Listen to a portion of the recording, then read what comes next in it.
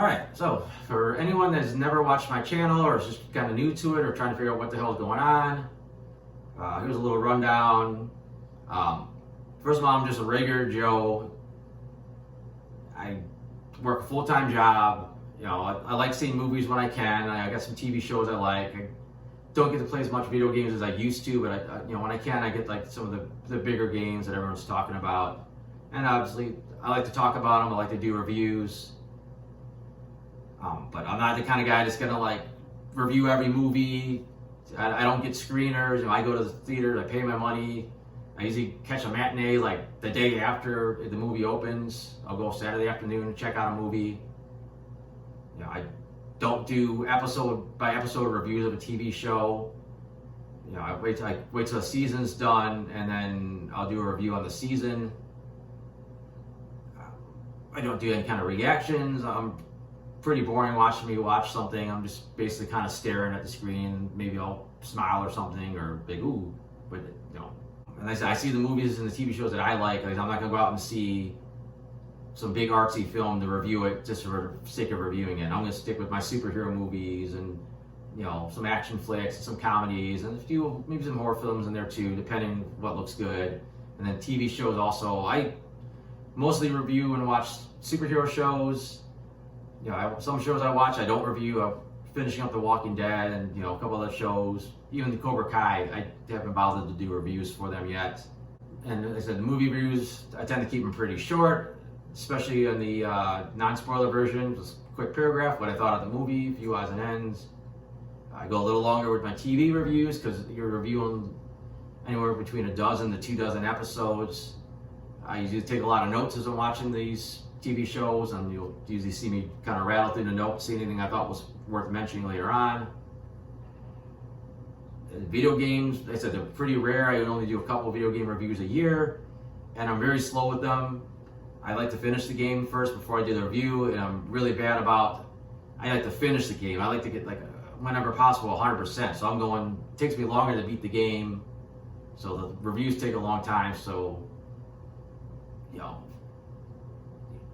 if you're looking to buy a new video game, you're not going to see my review, you know, probably until a couple months after the game came out.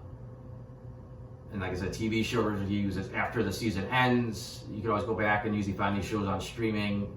You think the review makes it sound like it's worth watching. And I said I try to get the movie reviews up the following day after they open. And it still gives you part of the weekend if you know, see the review and you want to use that to decide if you want to go check these movies out or not. I have a surprisingly tough scale. Just the way it works out. Anything with a 1-star, I consider crap. It's very rare for me to get a 1-star because I'm pretty selective about my movies. So I don't see stuff I think looks bad. TV shows, also pretty rare to get a 1-star. You know, usually throughout the course of seasons, there's at least something that kind of was interesting and made it worthwhile. I'd say a 2-star thing was just okay. Like, maybe I liked it, but I really can't recommend it to somebody else. It's more my taste, but I'm like, you know what? I'm not going to give it higher than 2 because I don't think a lot of people are going to be into it. 3, I would say would be pretty good. 3 is, I say, good to me, and I think it should be good to other people. I surprisingly don't give as many 3s out as I should. Maybe a little stingy in my older years here. I don't know. 4 stars, a movie that I think is really good. You know, definitely would recommend it. Again, I don't seem to give a lot of those out these days anymore. You know, but there's some movies that get pretty close. And then the next rarest thing would probably be a 5-star movie.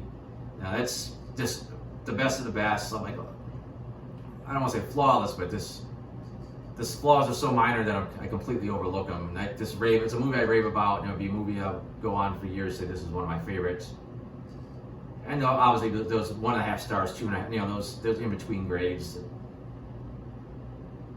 And I think that about covers, you know, the gist of my channel.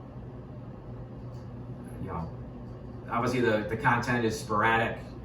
I might see 2 movies in the same month, 3 movies in the same month, especially in the summer, and nothing for months. TV show might start in the fall, so you might not see reviews until, you know, going into the spring. And video games just kind of whenever. So like I said, if this kind of stuff, you know, Marvel movies and Marvel TV shows and Star Wars movies and TV shows. mean, most people that like that stuff are going to watch them anyways, but if any of these reviews help you make your mind up on seeing something you're on the fence about, that'd be great. But other than that, like I've been saying, thanks for watching.